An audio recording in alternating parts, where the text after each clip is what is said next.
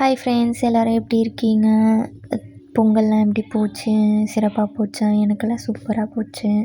So ட்ரெஸ்லாம் எடுத்துட்டிங்களா? நானும் dress எடுத்துட்டேன்.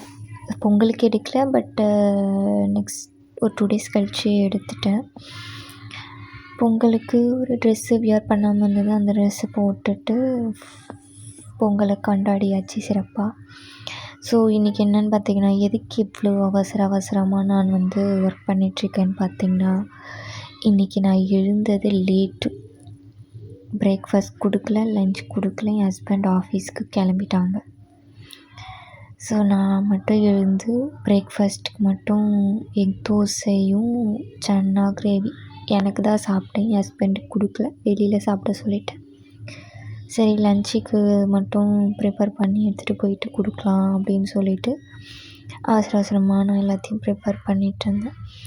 ஸோ அவங்க ஆஃபீஸ்க்கு போகணுன்னா 3 பஸ்ஸு போகணும்.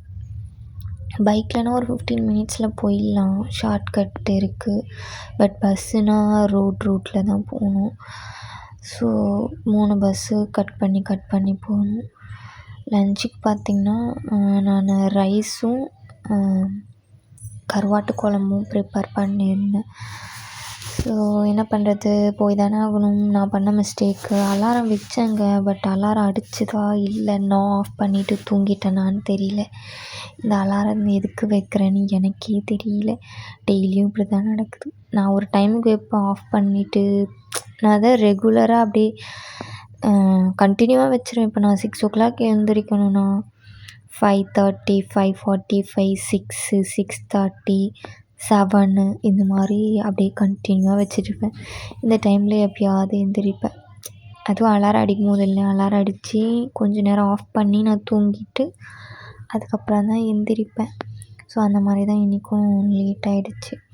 ஸோ இன்றைக்கி உருளைக்கிழங்கு, கத்திரிக்காய், முருங்கைக்காய் போட்டு கருவாட்டு குழம்பு. என்கிட்ட ஒரு ஸ்பெஷல் டேலண்ட் இருக்குதுங்க. எல்லோரும் கோவம் வந்தால் என்ன பண்ணுவோம்?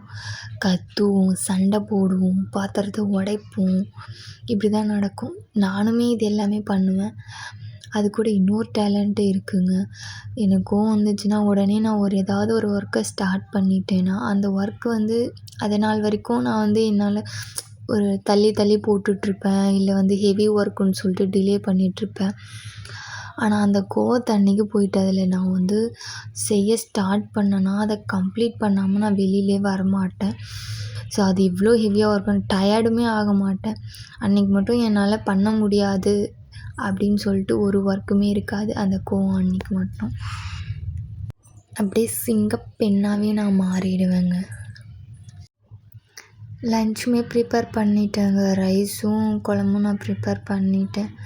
ஸோ என்ன, இதுக்கப்புறம் நம்ம எடுத்துகிட்டு போயிட்டு கொடுக்க வேண்டியது தான்.